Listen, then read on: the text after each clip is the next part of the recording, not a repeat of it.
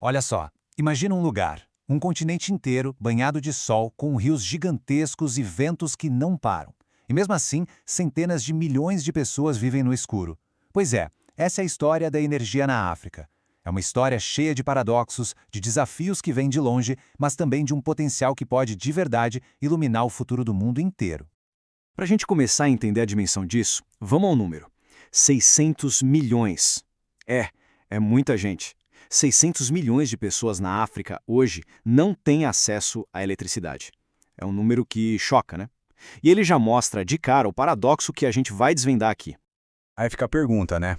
Como é que pode um continente tão, mas tão rico em recursos energéticos e ainda assim com um desafio desse tamanho?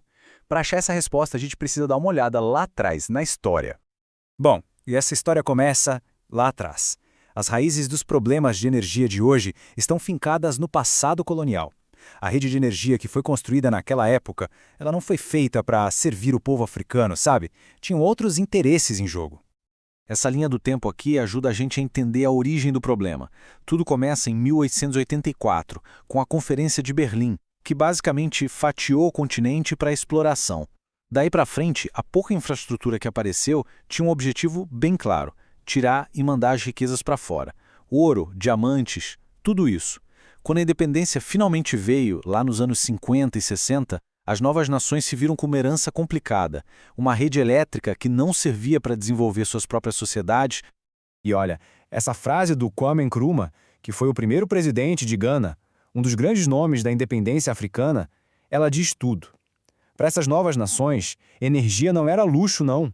Era o básico, a fundação para conseguir construir um futuro próprio, um futuro próspero. Então, passado o período colonial, veio uma nova fase. Descobriram reservas gigantescas de combustíveis fósseis. Parecia a solução, né? A grande virada. Só que essa riqueza toda se mostrou uma verdadeira faca de dois gumes. Para a gente entender o que deu errado, tem um conceito que é fundamental: a tal da maldição dos recursos. Parece estranho, né? A ideia é que ter muito de um recurso super valioso, tipo petróleo, pode acabar sendo ruim para a economia. Em vez de ajudar, atrapalha, porque gera dependência, instabilidade, é um paradoxo mesmo. E o caso da Nigéria é um exemplo clássico disso. De um lado, o petróleo foi uma bênção. Claro, trouxe uma grana absurda. Mas por outro lado, veio a maldição. A dependência total do petróleo gerou muita corrupção, muita desigualdade. Pensa só, bilhões e bilhões de dólares entrando com a exportação e a rede elétrica do país continuava um caos. O lucro quase nunca era reinvestido para levar luz para a população. É a maldição dos recursos na prática, ali, na vida real. Mas, olha, a história não acaba nesse tom, não. O foco agora está mudando. Estamos saindo dos problemas do passado e olhando para um potencial gigantesco que está no futuro. E esse futuro, pessoal, ele é movido a energias renováveis. E quando eu digo potencial, é potencial de verdade. Pensa bem, o continente africano tem, em média, mais de 300 dias de sol por ano. Mais de 300! Isso é uma vantagem natural absurda para gerar energia solar. É limpa e não acaba nunca. E isso não é só papo, não é só teoria. Já tem projetos gigantes saindo do papel. Olha só, lá no Marrocos tem o Complexo Solar Nur. É uma das maiores usinas solares do mundo e já está levando energia para mais de 1 milhão de casas. Na Etiópia, tem a Grande Barragem do Renascimento, que promete ser uma revolução levando eletricidade para milhões. Ou seja, são exemplos concretos que mostram que a ambição do continente é para valer. Mas essa história de transição energética vai muito além dos números, dos megawatts, das grandes obras. O impacto de verdade, o que mais importa, a gente mede é na vida das pessoas, das comunidades. É tipo um efeito dominó, sabe? Pensa numa comunidade rural que finalmente recebe eletricidade. O primeiro passo é a luz. Com luz, as crianças podem estudar de noite, os pequenos comércios podem ficar abertos até mais tarde. Aí vem o segundo passo: acesso à informação, internet, tecnologia.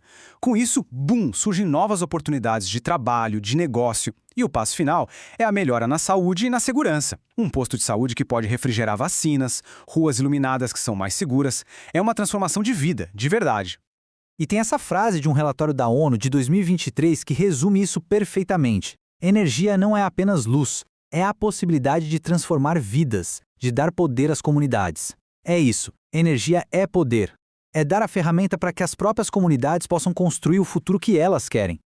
E olhando para o futuro, a visão é ainda mais ousada. A ideia não é só resolver o problema da falta de energia, é muito maior que isso. É posicionar a África como uma líder mundial em energia sustentável. Para ter uma ideia do tamanho dessa ambição, existe a Iniciativa Africana de Energia Renovável. A meta deles é impressionante: instalar 300 gigawatts de energia renovável até 2030. 300! Este gráfico mostra o pulo gigantesco que isso significa comparado com o que existe hoje. É um plano que não transforma só o continente, não, transforma o planeta. E a gente termina com uma provocação, uma pergunta para a gente pensar. Ao abraçar de vez seus recursos renováveis, a África não está só iluminando o próprio caminho. Ela está, na verdade, mostrando uma direção para um mundo mais sustentável para todos nós. Então a pergunta que fica é: será que o futuro da energia na África pode se tornar o futuro da energia no mundo? O potencial está todo lá. A grande questão é se ele vai ser de fato aproveitado.